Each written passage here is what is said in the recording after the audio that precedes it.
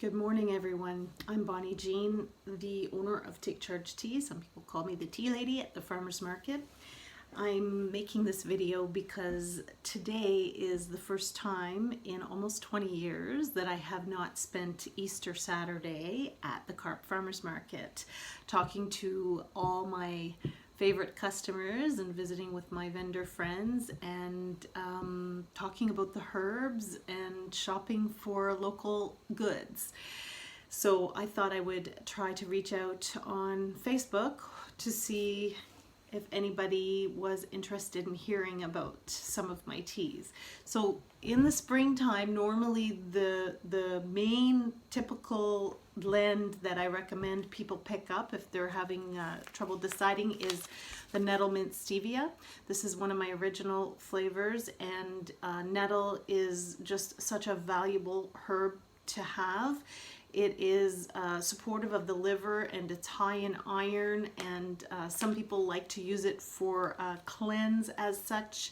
It is particularly good in the spring for after the body has been assimilating lots of high fat and high carb foods and not being as active as normal, to get yourself kick started, to get your digestion going in the springtime. And so also nettle has antihistamines and is supportive of the lungs. So people with asthma and allergies find that sometimes taking nettle helps with those symptoms a little bit.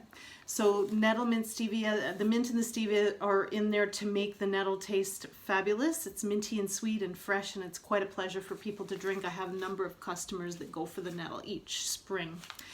The other one I wanted to talk about today, which is not typically one I talk about in the spring, but it is overall throughout the year my bestseller, and that's the oat straw lavender and lemon balm.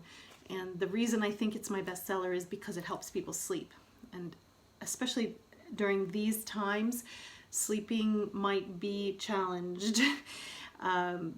The oat straw contains calcium and magnesium, which is calming, and it's what in herbal terms or in the herbal world we call a nervine. So it is supportive of the central nervous system, and so it's very calming and relaxing, and it is one that is used to combat anxiety and stress, and also to help people sleep, which is obviously the most important thing.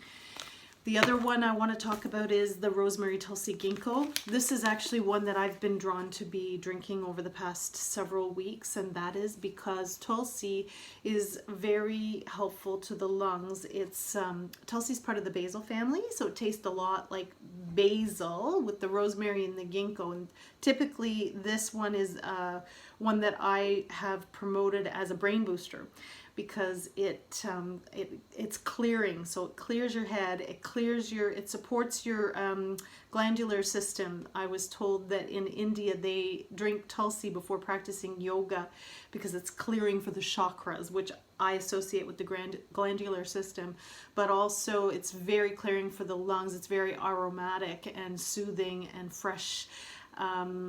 So yeah, and the rosemary encourages alertness, and the ginkgo is for memory, as many people have probably already heard. Anyway, those are the three I wanted to talk about today. I do have 16 flavors altogether. Feel free to ask about them, and I'm hoping that everyone has a fabulous Easter weekend, and I'm hoping that I'll be able to make more videos like that to share with you so that we can touch base. Please do feel free to comment under this video, or send me private message with your questions if you have more. And yeah, take care. Have a great weekend.